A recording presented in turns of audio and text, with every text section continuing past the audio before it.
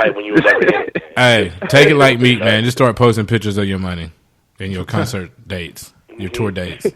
So that might be the best thing to do. It was keep it moving. It was some Act people. Like it never happened. It was some people who was like, yeah, you know, it was just all right. Or we compared to different diss tracks and stuff. And I went back and listened to some of the old stuff, and I'm like, we have emotional attachments, and you know, some of the people might have been more iconic, and the beats were better, blah blah blah. But I'm thinking like word for word. I have a two-part question. What is the criteria for the perfect diss track? And if this wasn't the perfect diss track, what could she have done better? Nothing.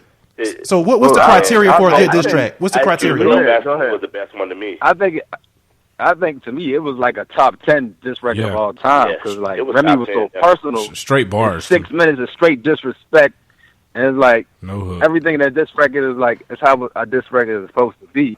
My only critique is like the delivery, maybe the flow wasn't the best at certain points, but we kind of looked past that. Like she did it in 48 hours after hearing that diss record that Nicki put out. Yeah. And then she was the Nas Ether beat, like the classic, and then she did it justice. Like you got to give Remy her props, man. That's and then the marketing was brilliant too. shETHER. I mean, okay. So that Jelani is her brother's name. Yeah. Yeah.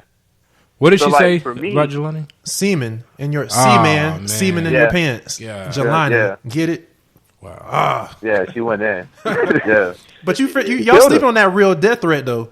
But you know, like the most gruesome part about Tupac's hit him up was the sickle cell thing. So I think like even Remy was on par with that with the pedophile thing. So I was like, damn, that's personal. No, yeah. So that was like, you know, on par with that. I was like, damn. Like for me, when I rank diss records, I think it's hard to rank them like 1, 2, 3, 4, 5.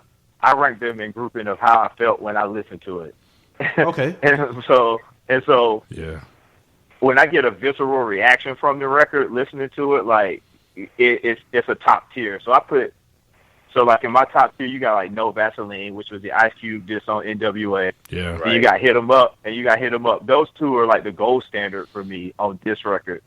Agreed. I mean, I think that this is like right on the cusp of like in that level, just off of.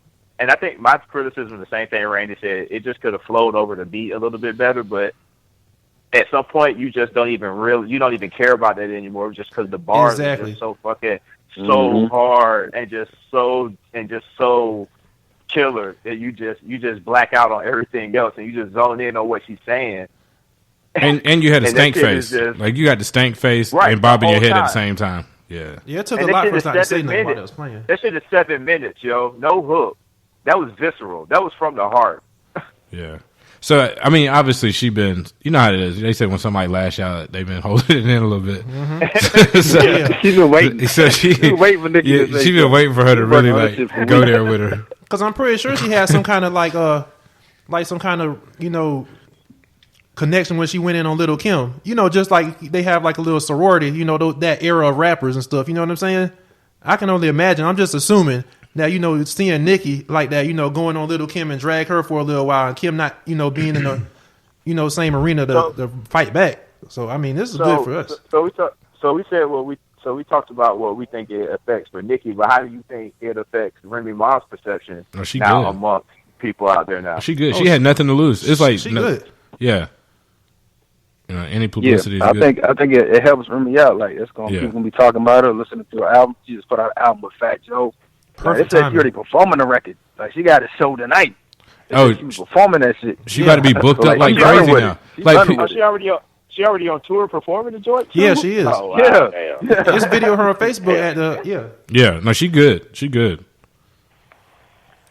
Yeah. And before, and another thing too, Remy was saying like she's saying she independent, so she get all of that money. I'm about to look up that. You gotta cut that check that way. Is it her net worth $3 million? Well, they said it touched five now hands on after yesterday. Yeah, 5 hands, and then she get 35 cents. No, is it so fuck it. No. Remy Ma's net worth is $3 million. Yeah, and they try to play her talking about some 250 or 500. And yeah, let me see what Nicki Minaj net worth is. Hers is probably nice. So hey man, $3 million. So check, got out of jail. So check this out though. It's been an ongoing debate in $70 million. No, so you say the way you said $70 million. Check it out though. It's been an ongoing debate with me and certain people on social media about when wealthy people get into altercations, and as regular people, check to check or just regular salary workers, I always hear the rebuttal. But yeah, she rich though. But my thing is, look, like once your finances and you don't have to worry about like your comings and goings with your finances and stuff. You worry about other higher level stuff like respect. You know what I'm saying? Your name, your brand. That shit still hurts no matter how much money you have. And to an average person being like, well, they rich. No, that don't make a difference. Like they all about respect and brand. That junk still burns just as bad or even worse. If you got $70 million or $6 million, you still got millions. So you ain't worried about nothing. Neither one of them. Yeah. And especially nowadays, it matters more because of social media. Yeah. Because you can't escape it. Because every time you go on something or you look, there's a meme or some shit that's making fun of you. So your credibility is just being like assassinated by the minute because people are just, the memes just didn't stop yesterday. And that's what just throws gas on the fire now. Social media. That's what they do. That's what killed Meek. Yeah. It was not a fair fight. It was everybody against Meek, not just Drake. Because there's probably 30 to 40% of people that are even heard that track heard it because they saw a meme talking about what was going on, and they didn't really probably even know like what was happening, and they were like, "Oh, what is everybody talking about? Let me go listen to it." And then that's how that was probably a lot of the spins. Because the true hip hop community is smaller, so they ain't gonna carry it the way that like other people like the general population latch on to it. One thing too, just from being known as someone who can troll people to the highest level. One of the things that I noticed that she did, and Drake did it too, is that anytime you want to get in an argument, you could do the takeaway, which means whatever you think they're going to say about you, you just go ahead and put it out there. So Drake did it with you getting bodied by a singing, and then she did it with the love and hip hop thing, and then her going to jail in 2009. Yeah. So like she basically said, if you're going to use that against me, I'll go ahead and take it from you. Mm-hmm. So now, so it makes it that much harder. Like the same thing with Meek, it made it that much more harder for him to come back because you can't say nothing about him being a singing R&B dude. It's just like a sales job, preemptively strike what your rebuttal gonna be. So you just get it out the way, get the objection out the way. Yep. Yeah. Get it out the way. And to what Han was talking about earlier, like in rap beefs have never really been about your social standing from a money perspective.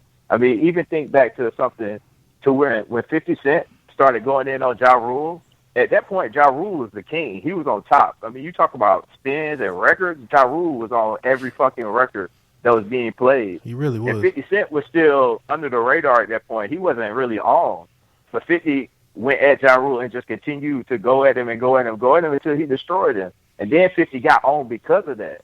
And I'm not saying that Remy's getting on because of Nicki, because Remy already said it, but I'm just saying that you don't have to be at certain levels of as equals in the thing for it to not be as poignant or to hit as hard, because we've seen in the past where we've had examples of these battles with people who have been maybe a level or two lower than the other person and have really like gotten at people.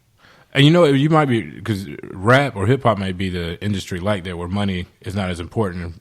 Credibility is more important than money. Yeah. So like if you're a rapper and you talking about like that type stuff, and then you getting bodied by other rappers, it doesn't even matter how much money you have because your reputation is going to be trash. Yep. Right. Yeah.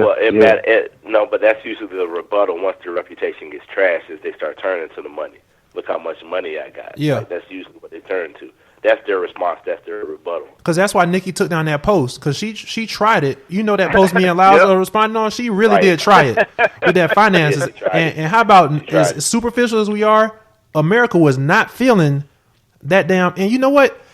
Somebody go on Instagram and find out how many followers Remy has. Because I know that Nicki posted it and entertained Remy, and she got 74 million followers.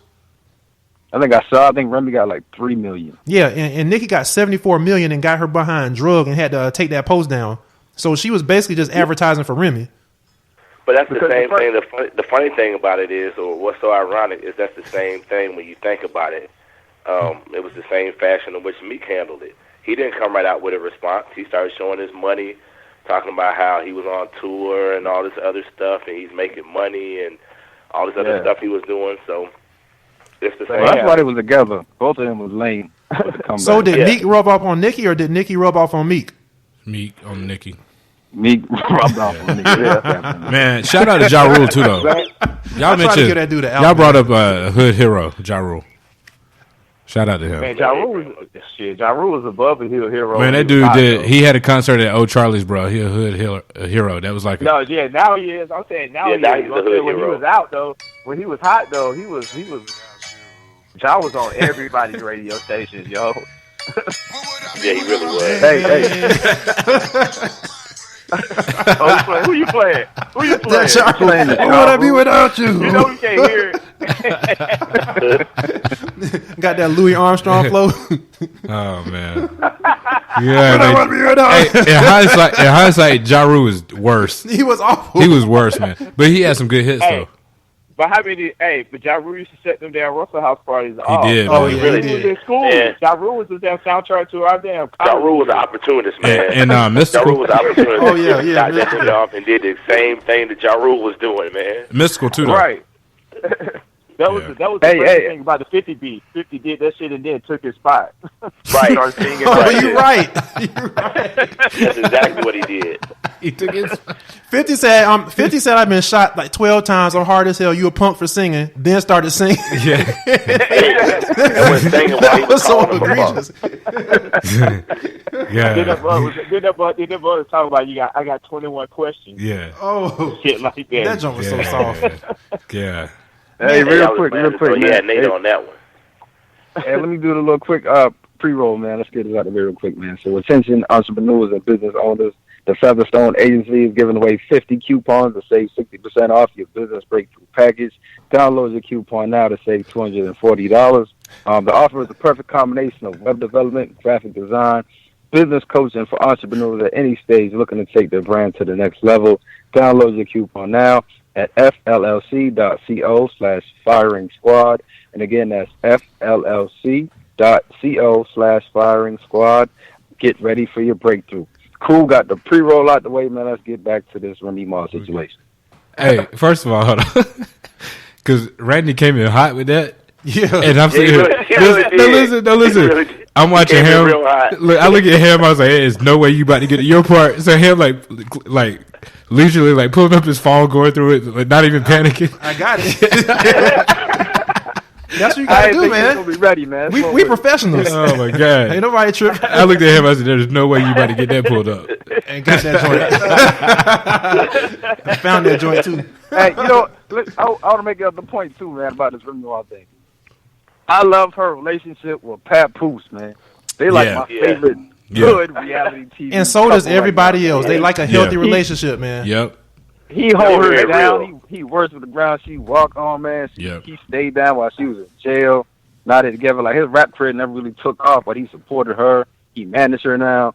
He love her. Like that shit. It feel good just like watching them. People can like, rally around that. He make me want to be a better husband to my wife. How do you? It's like the one bright spot in the whole Love and Hip Hop series, man. They're like the one bright spot. Nah, Peter Guns Mace is. put Man. us on to the Mace put us on to the that wasn't Papoose. That was the other dude. My bad. Shout out to Mace. Mace, you still don't think that was a diss record, bruh? On the Miss On one, I was talking about the Miss On one. Oh yeah, that dude. What? How do you pronounce his name? Papoose.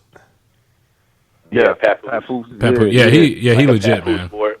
Yeah, he legit. Hey, I saw something on Twitter. It was like Nicki don't want it with Remy, like her and Papoose. They battle rap for foreplay before they have sex.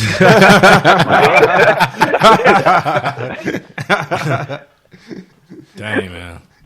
That's funny, man. Remy Ma. Well, yeah. So what is I know I had another dang question, man. Like what's on rappers that besides Ja Rule? Like first of all, like with the this being two women versus two men, because I heard another argument that since Nicki has perceived as having the whole world behind her, similar to Drake, having the pop angle, the crossover, and the more appeal versus like Meek and Remy being like the street people. So some people think it's going to turn out just like the Drake thing, but I say it's not because it's two women. It's a different dynamic. didn't she try to call for help from the Beehive?